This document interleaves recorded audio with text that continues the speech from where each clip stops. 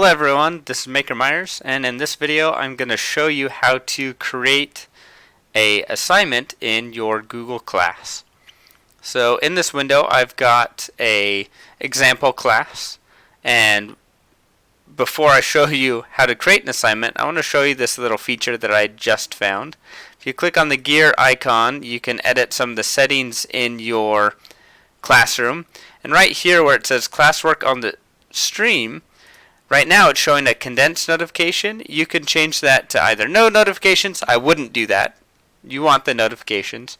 Or this one where it says show attachment and details. And if you change it to that, now all of a sudden on your student's dashboard and on your dashboard, you will see the details of each assignment instead of just that little summary box you saw before. So this may be helpful. Maybe you don't want that, but it's good to know that it is a possibility. And on the teacher side, it'll even show you how many students you have it assigned to and how many students have actually turned it in, all from your front dashboard. So it can be quite helpful. So to create a new assignment, you want to click on classwork and then create. And now you have various options as far as what type of assignment you want. This is just a regular one, a quiz assignment. If I understand correctly, you can have pre-populated answers to where once they're done, it'll grade it automatically. So I would play with that a little bit. You can have just simple questions. You can have material. Let's just start with a regular assignment and see what you can do here. So this little tutorial box shows you can add in a rubric. So maybe it's an essay and there are certain things you're going to be looking for, and you have a rubric for that. You can add your rubric over here. You can also create specific topics and have it fall within a topic. The due date, if you have no due date, then they can turn it in whenever. Here you can add a specific due date, and the advantage of adding a due date is on their dashboard it'll show it as being due on a specific day in their tasks, and so it makes it a little bit more visible for them. So we talked about having your assignments be a few days out as far as the due dates. So I'm going to make this one due on Saturday at 11:59 p.m. And then I can assign specific points or have it ungraded. Here, if you want to have this assignment go into multiple classes, you can check all the classes you want this assignment to be in. So if, for example, I want all of my 6th grade technology classes to have a specific assignment, then I can check them all here instead of having to duplicate them into each individual assignment or each individual class. And then you can even assign it to specific students if it's maybe some makeup work or some supplementary stuff for a student who either needs more of a challenge or needs some makeup or just something to help them a little bit more. You can assign it to a specific student instead of all of them over here. So in here you then go in and you add your title. So this is going to be, I'm just going to call it example assignment and instructions. For this one, I'm going to have the students let me think. Please watch the attached video and answer the questions. So I'm going to have a video. They're going to watch the video and then they're going to answer questions about the video so I can see that they have learned something from it. And then if you click the add here, you can attach specific documents or files. So maybe it's a worksheet that you want them to work on. You could attach it here. Or you can click on create and either a doc, a slide, a sheet, a drawing, or a form. So maybe you want them to create a Google slide presenting a certain topic. You can click slides and then they'll create a slide that they will submit. Or an essay, they could then do it in the docs and submit it via that. Now, something that I find to be most useful is down here where it says forms. And if you click on forms, it'll create a Google form. And this can act like a pre-built um, quiz, not necessarily even quiz, but like a worksheet. So for example, you put your title up here, and then you describe what the students need to do. Please watch the video and answer the questions below. And then on the right hand side you can add various things. So you can add individual questions. This is an example question, and in your questions it could be a multiple choice. It could be checkbox. Maybe there's several potential answers, so they have to check all the correct answers. You can have a drop down menu to where this is an example drop down, and we'll say option 1, option 2, option 3. If I preview it, you'll see, okay, so select which, and then they have a drop down. They have to select whatever on the drop down, so that's one of your options. And then they could either do a short answer where it's just like a few words, or a paragraph where it's a longer free response. You can have them upload a file, so maybe they need to do something separately. So like for me, maybe I need them to design something in Tinkercad and then upload their 3D model. I can then have this be a file upload, and they will be able to upload either directly from their Google Drive, or they will upload the file directly.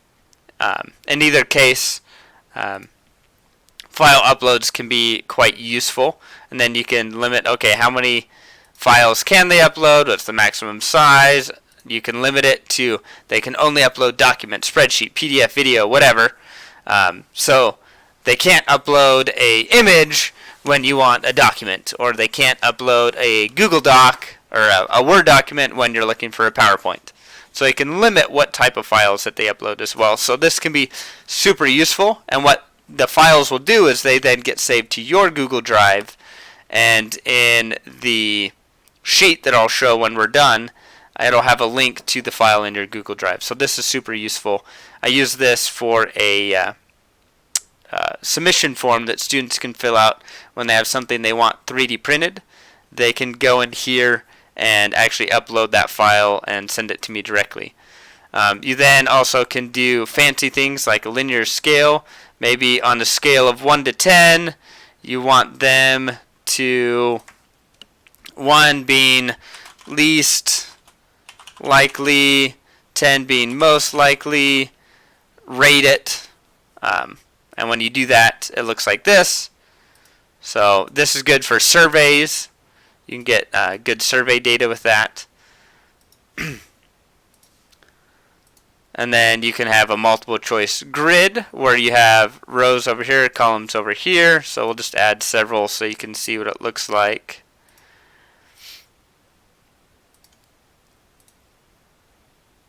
And that ends up looking like this. So you have, okay, you have multiple things that you're looking at over here. Is it included? Maybe you, in a science class, you're asking them, you have 3 different samples and various properties on the left. And okay, property 1,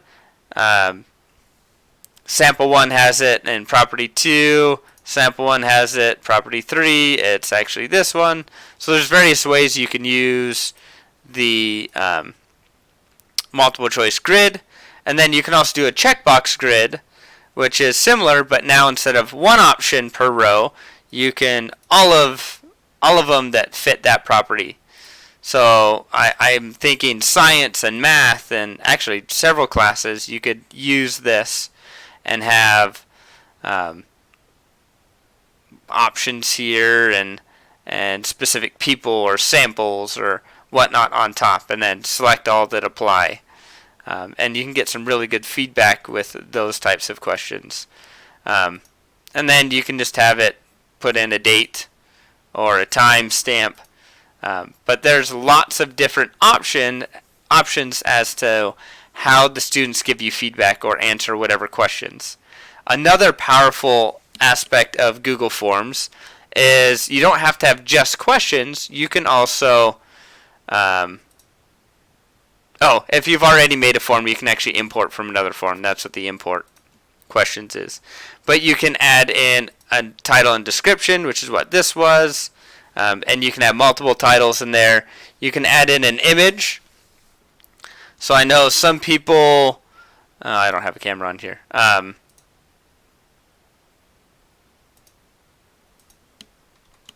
Some people, they wanted to do like a PDF that the students would fill in. Well, a much better way would be maybe have your worksheet. I don't know, I'm just going to find some random worksheet. This one. Sure. So you insert an image of the worksheet. They see the worksheet here with the questions. And then below that, you then add in some short answer or some multiple choice questions, and then they can answer the questions from the worksheet directly into the Google form, and you'll get it all back in a spreadsheet, and it makes it very easy to see what they put. If it's multiple choice, you can even, it'll generate a graph. Let me add some test questions so you can see. Let's add some options. So this is question number 1 that it appears on the worksheet. They select the options there. Question number 2 on the worksheet. They then select whatever the correct answer is here. Maybe there's a free response one. So this is question 3 from the worksheet, and they have to put in their answer. And now you don't have to have a PDF that they fill in. They can do it all on this one Google form, and you get the feedback immediately, and it's easy to look at. So this is a great way to, if you want to use a worksheet, to make it digital. And I know that's the push because we won't have access to students in person, so we can't be given packets of information. This is how you can use a worksheet and have it be digital, so it's super useful. So that's images. You can also add a video. Maybe you want them to, so we'll go down here. Maybe after they do that worksheet, you want them to watch a video on, I don't know, computers. Hey, I'm a technology teacher. Let's search for a computer. And if you know the specific video, you can actually just paste in the YouTube video. So I'm going to cheat and just pull up one of my videos. So maybe I want them to watch a video I created on YouTube. I can then paste the link to that. Hey, look, here's the video that I created. So I'm going to describe it. This is how to find and complete work on Google Classroom. So I want them to watch this video, and then after they're done, say, what do you click on to find your coursework? And short answer, boom, they're going to type in whatever it is. So you can have them watch a video and then do some responses. I know this is one thing that Janine's going to be doing. Julene?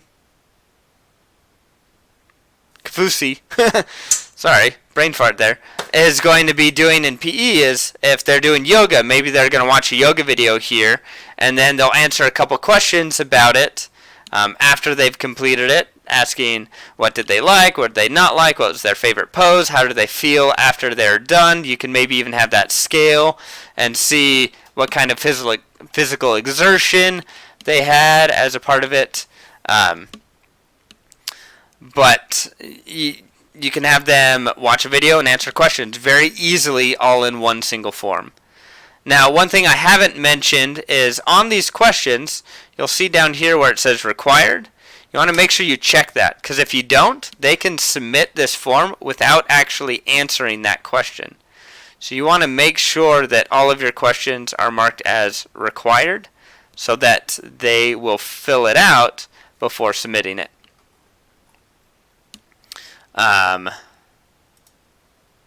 then you can also add sections. So what a section will do, maybe after they're done with this worksheet, you then are going to add a new section, and the new section is a video. So section 1 is worksheet, section 2 is video, and how that shows up to the students is, okay, they go through, they finish this worksheet, okay, it's that, this is my answer, and then they click on next, and now your second section shows up as a second page. And now they have to watch the video, and after they're done watching the video, they answer the question, coursework, and then they can go ahead and submit it. Boom, it's done. And they have submitted the assignment. Now, up here on responses, this is where I was talking about you can get some good feedback if you're trying to see, okay, how many students are answering A, how many students are answering B, how many students are answering C on a multiple choice. Under the responses of the form, you get this nice little pie graph or pie chart that will show you the distribution of how many students selected what. And then you can go in and see student by student. You also can, where is it? Oh, here you go. Click on this create spreadsheet and then name it whatever. And this will create a new Google Sheet for you. And then in this Google Sheet, it'll have each individual student, and then it will show what they selected. So you can see all of their options here, and even a timestamp of when it was submitted. So this is also super useful. You can look at individuals in here and see individually what they selected, or you can look at it in the spreadsheet. So back to the form, let me show you just a couple more things, and then we'll call this tutorial good. One other aspect of this is as the students, so if you click on the little gear icon, it then will give you more detail as far as options that you have. So if you click this collect email addresses, what that will do is when they submit this form, it'll show their email in here, which can be useful. You can limit it to one response, so they can only do it once, which I would suggest. By default, it'll restrict it to only people who have a Channing Hall Gmail account can get access to it. And then you can shuffle the order of the questions. You can show a progress bar, so they've completed 2 out of 5, and it'll have that up there for them. Like I said, you can shuffle the questions, so they aren't. They may still try and cheat, but less likely to cheat because they won't say, "Oh, the answer to question 1 is B, and 2 is C, and 3 is D." Well, you can shuffle the questions so they're in different orders for different students. Here you can actually have a specific message that will show up instead of just, "Your response has been recorded." You could say, "Thanks for submitting the assignment," or whatever you want. And then if you make it a quiz, then this is where you can have the auto grading. So maybe it's a multiple choice. Make it a quiz. Now you have some additional feedback you can give. So either you can immediately after they submit, they can get their score, or wait until you review it. You can have them see missed questions. So identify which questions were answered incorrectly. You can have them see the correct answers, or maybe you don't want them to see the correct answers so they don't share it. Point values. But if you make it a quiz, now in here with your questions, you can put in, okay, the correct answer is 2, and it is worth 3 points. And now it'll auto grade your quiz for you. And it makes it so much easier. So especially as we're moving to online, having the computer do as much as it can for you will be extremely beneficial. So please take advantage of these Google Forms. You can use them for all sorts of different things, and they are a phenomenal tool. And then when you go back, I never actually assigned the assignment. So that's how you create the form. Like I said, there's lots of different options, lots of things you can do with it. If you have questions or need help, you can always reach out to me, or I know there's a lot of teachers who use these, so other teachers as well. But I'm going to go back here. So after your form has been created, sure, I'll call it worksheet. This will be the name of the form. Excuse me.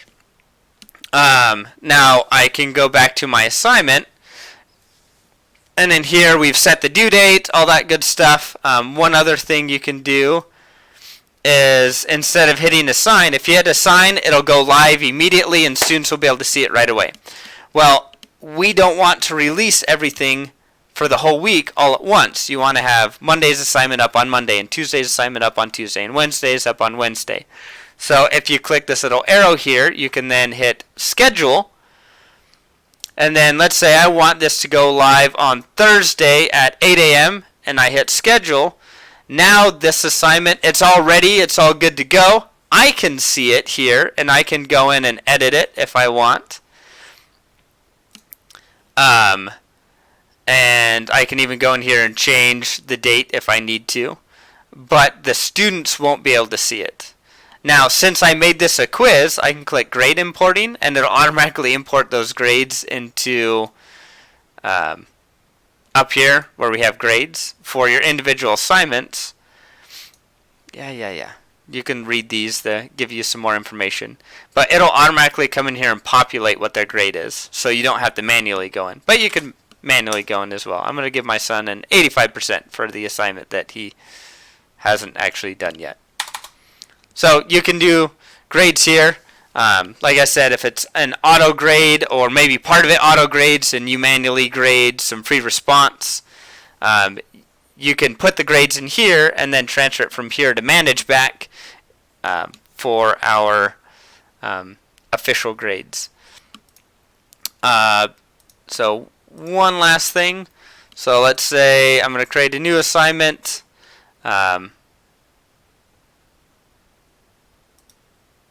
So it looks like these assignment, quiz assignment, question, material, this is largely just how they view it. It ends up, you create the assignment the same way. So, but is it an assignment? Is it a quiz? Is it just questions? It will show up different to the student, but the creation process is still the same. One last thing, this reuse post. Let's say that you created, I don't have any in here. Let's say you created a post in another class that you want to reuse in this one. You can click that reuse post and get it for others. That was the last thing I was to show. So let's say you're working on one. So this is a tech quiz on 3D printing, whatever. But you're not quite done. You're not ready to schedule it. But you don't want to lose it. You can click the Save Draft. And then it will save it as a draft. So if you go into your classwork here, you see I have my draft there that I can continue to work on and then either assign or schedule whenever I'm ready to. But I can see it and the students can't. So this is if you just assign. It'll show up as an actual assignment. This is if you schedule it, it'll show up for you, but it won't show up for them until the scheduled date. And then this is a draft where only I see it, and I'm still working on it. I'm not quite ready to publish it. So yeah, that is how to create assignments in Google Classroom with various things that I've learned by doing this. There's, I'm sure, way more that you can also do, but hopefully that gives you some ideas on how to use this and how to take your curriculum online. If you have any questions, please reach out. I'll gladly help answer anything that I can. And yeah, have a great day.